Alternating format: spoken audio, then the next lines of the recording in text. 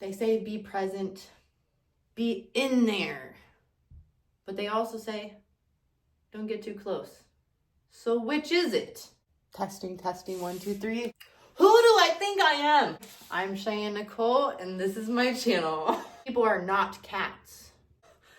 Check me out. We are going to talk about immersion and detachment. That was the topic that we landed on, and it has been so exciting doing a deep dive into this. And how do we know between the two?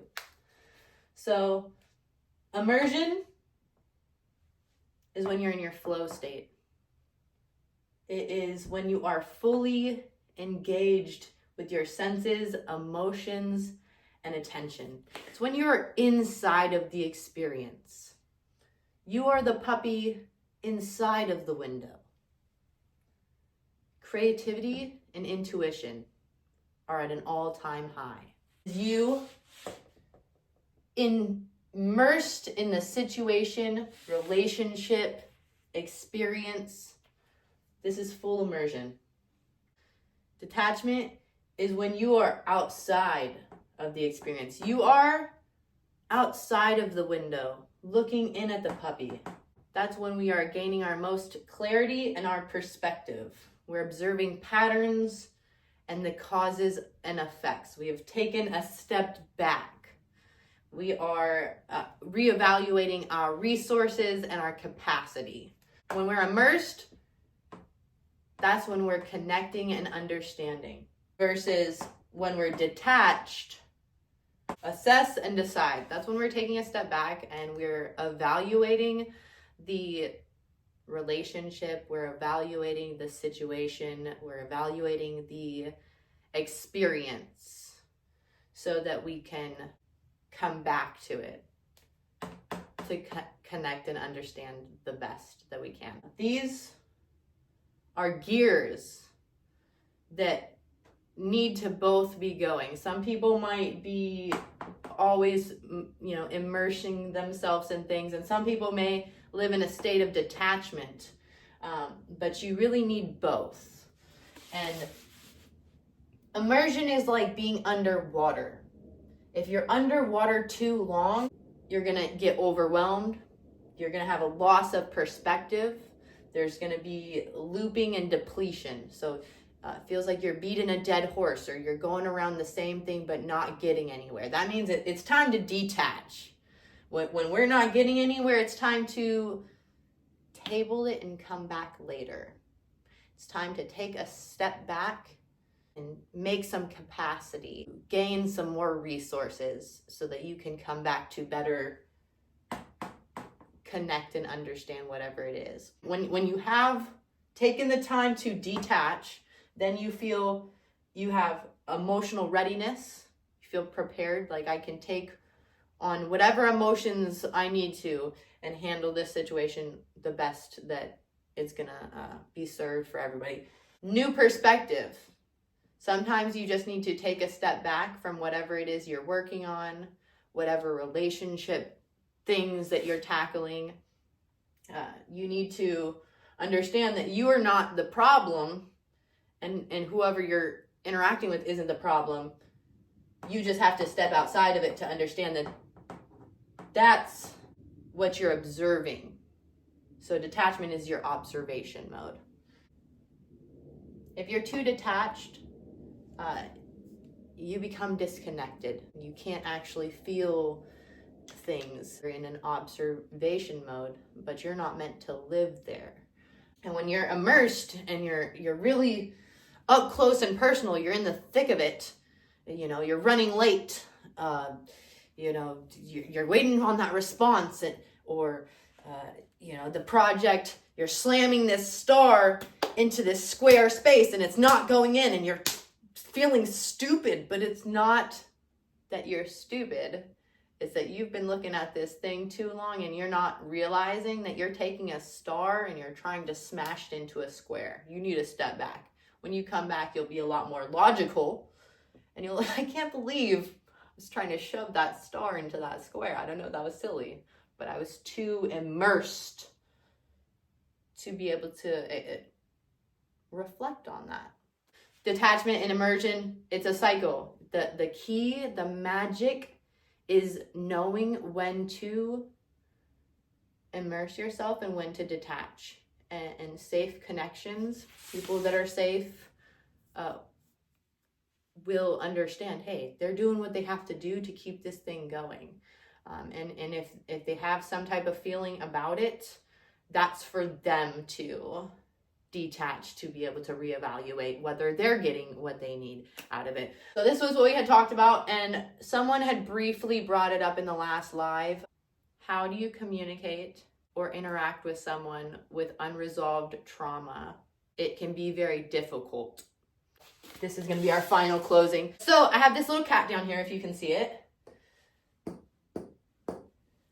How do you deal with someone that has unresolved trauma? This is a really scared, messed up cat. When I was little, we got 2 cats, Precious and Gollum. We bought them both. We were going for one, but they were brother and sister, so we had to get them both because that's obviously the decent thing to do. One of them ran away. One of them ran away instantly. And they were then this feral cat, this feral black cat. And every now and then, this feral black cat would come back to the house.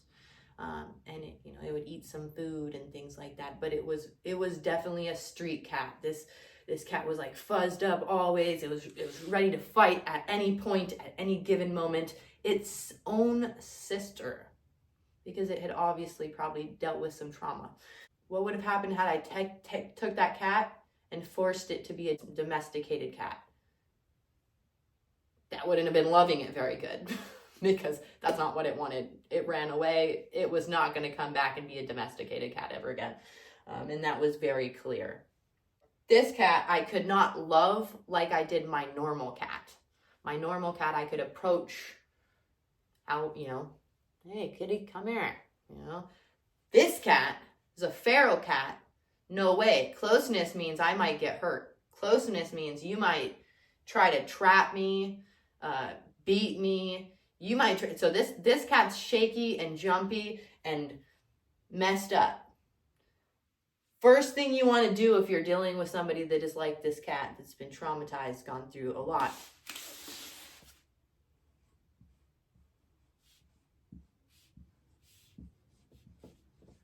Regulate you.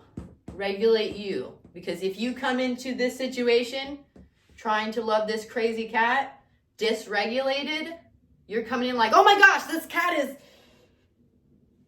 knocked over a plant and it's everywhere, and you're dysregulated because it's not about the plant, it's about that you had a hard day and Jimmy wasn't doing what he was supposed to, and so you're dysregulated, so you are going to freak this cat out. You are going to mess this cat up more, and it's your fault because you have not regulated yourself.